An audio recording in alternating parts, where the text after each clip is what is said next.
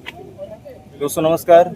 पुरानी नियमावली TGT PGT Uttar Pradesh की लंबी लड़ाई चल रही थी। लड़ाई चलते चलते आज लगातार 21 तारीख का ये चल रहा था कि 21 तारीख को शासन की मीटिंग है और शासन की मीटिंग लगभग समाप्त हो चुकी है। औपचारिक अनौपचारिक जितनी भी संभावनाएं हैं वो एक डिसीजन के रूप में कैद हो चुकी हैं। लगभग उसको कैद माना जा सकता है। अभी वो छात्रों के बीच में नहीं आए। ये तमाम छात्र हैं। मीटिंग पे मीटिंग चल रही है छात्रों की भी और प्रशासन अपना शासन कर ही रहा है। तो ये एक तरीके से आज फिर सलोरी प्रयागराज में इन लोगों की एक महापंचायत थी। महापंचायत के माध्यम से आपस में ये लोग किस निर्णय पे पहुंचे हैं और शासन की तरफ से किस तरीके का नोटिस आती है उस पर ये लोग क्या विचार करेंगे और आगे इन लोगों का आंदोलन किस दिशा में जाने वाला है। ये तमाम चीजें हमारे साथ युवा मंच के सारे छात्र, सारे सहयोगी और छात्र नेता अनिल सिंह जी हैं। क्या होगा? 21 तारीख बीत चुकी है। 21 तारीख हम लोगों को एक बड़ी उम्मीद थी कि 21 तारीख को देर शाम हो सकता है कुछ न कुछ हम लोगों को मिल जाए। और जो अधिकारी वर्ग बता रहे हैं कि भाई आपका मामला हाई अथॉरिटी पर पहुंच चुका है, अब उस पर मंथन चल रहा है कि पुरानी नियमावली से विज्ञापन जारी होगा तो क्या इसका असर पड़ेगा और नई नियमावली से जारी होगा इनको शामिल कैसे करेगा। ये चीजें अभी तक, लेकिन जो हमें चाहिए क्लियर की कंक्रीट की स्पष्ट रूप से बता दें कि हम पुरानी नियमावली से विज्ञापन जारी करेंगे या फिर नई नियमावली से विज्ञापन जारी करेंगे। हाँ, ये भी कहने में आ रहा है कि विज्ञापन इसी वजह से रुका है कि अभी सरकार इस पक्ष को सुनना चाह रही है जो लगातार आंदोलन कर रहे हैं, लगातार सरकार पर दबाव बना रहे हैं। तो हम लोग यही सरकार से आपके चैनल के माध्यम से भी यही कहेंगे कि भाई मामला जल्द निस्तारित हो।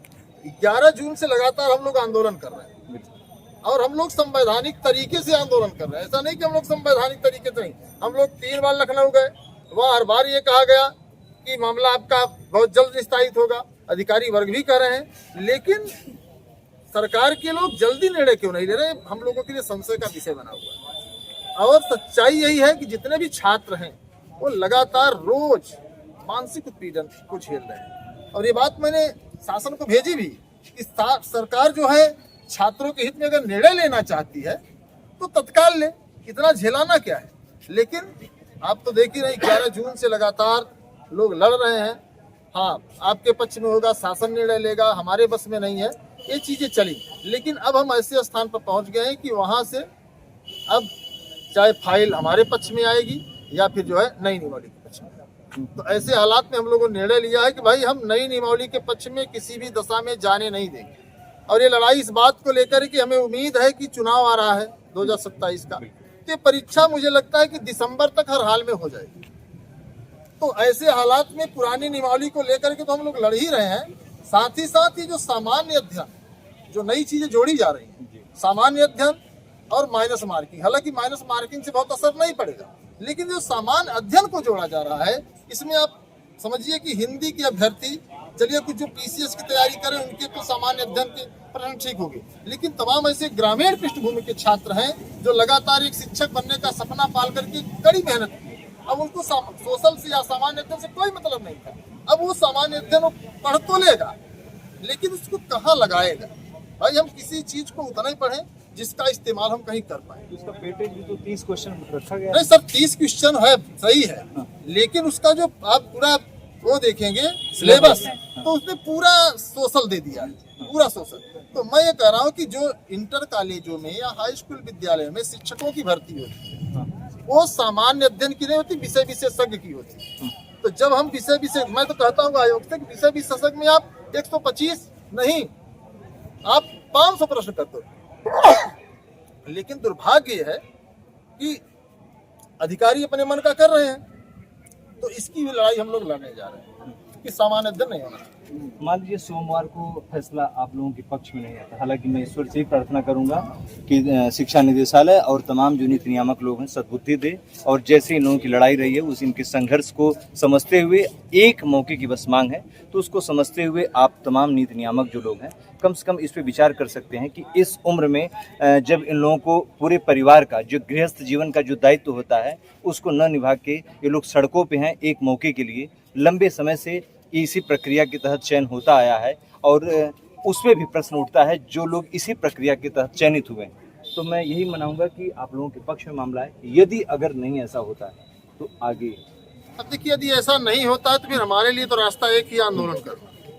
और हम फिर अभी तो हम लोग सोच रहे थे कि आराम से हो जाएगा, फिर हम लोग आंदोलन की उस कड़ी पर जाएंगे जिसे सरकार भी देखेगी मतलब और पूरा प्रदेश भी देखेगा। आराम हराम हो जाएगा। बिल्कुल बिल्कुल, सच्चाई यही है कि आप ऐसे समझिए, जब हम नियम कानून के दायरे में नहीं आएंगे तो हमारा आन बान शान सम्मान सब खत्म हो जाएगा। तो मरता क्या न करता, हमारे पास कोई विकल्प नहीं। मरता क्या न करता। देखिए, तमाम महिला प्रतिभागी भी हैं, क्या कहेंगी? अब बड़ी उम्मीदें थी और 11 जून से आप लोगों के धैर्य को मैं प्रणाम करता हूँ कि लंबे समय से आप लोग आंदोलन करते हैं। क्या उम्मीद लग रही है?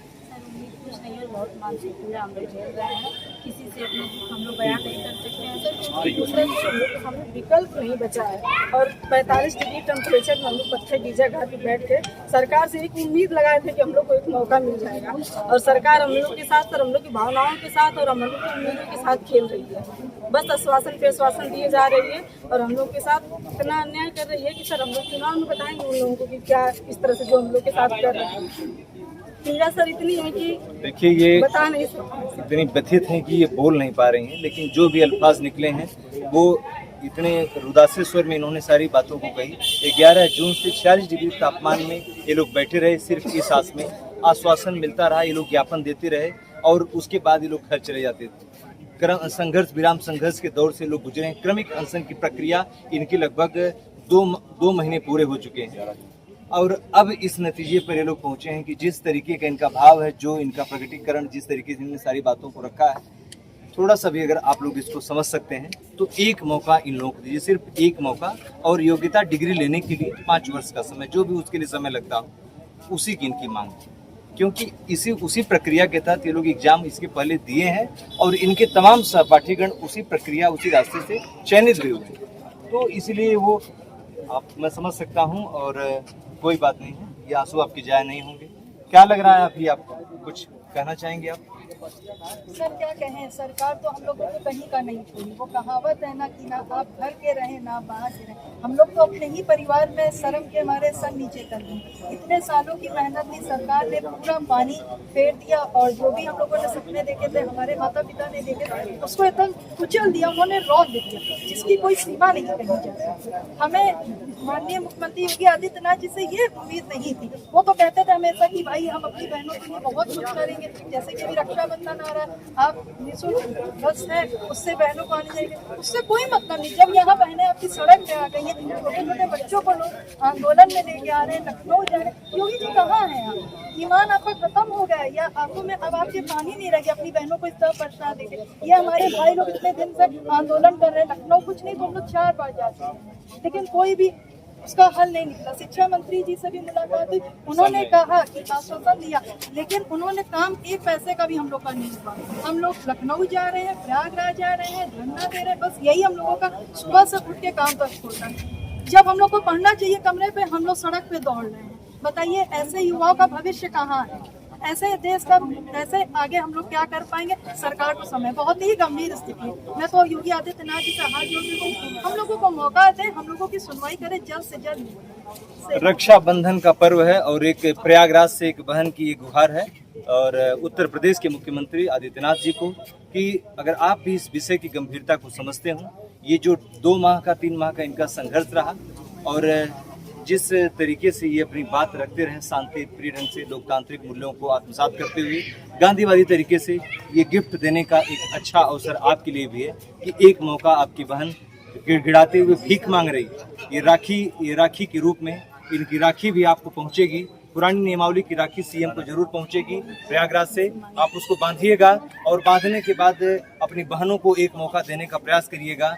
ये अपने जो है कि गृहस्थ जीवन में, अपने पारिवारिक जीवन में भी जो है कि चूल्हा चौकी करने के बाद पढ़ती भी हैं, लाइब्रेरी भी जाती हैं और उसके बाद ये लोग समय निकाल के अपने जो है कि आंदोलन में आती हैं अपने अधिकारों के लिए, अपनी पीढ़ियों के लिए, अपने लिए। और उस पे इनकी पीड़ा को, इनकी करुणा को समझें। ये रक्षाबंधन के लिए आपके पास एक मैसेज है प्रयागराज से, क्या कहेंगे? सर हम योगी आदित्यनाथ जी से हाथ जोड़ करके वो बोलते हैं ना कि सभी बेटियां हमारी बहनें हैं, तो इस रक्षाबंधन के त्यौहार पे हम लोग उनसे उपहार के तौर पे टीजीटी पीजीटी पुरानी नियमावली को बहाल करने की मांग करते हैं सर। तो हम लोग को उपहार के तौर पे टीजीटी पीजीटी की पुरानी नियमावली को बहाल कर दें। देखिए, भीख मांग रही है ये आंचल फैला के, जी सर, और कोई आप मांगता चाहे नहीं है अपने भाई से, आपके हम लोग पास मांग रहे हैं। एक टीजीटी पीजीटी पुरानी नियमावली की सौगात इनको एक अटेम्प्ट के रूप में दीजिए।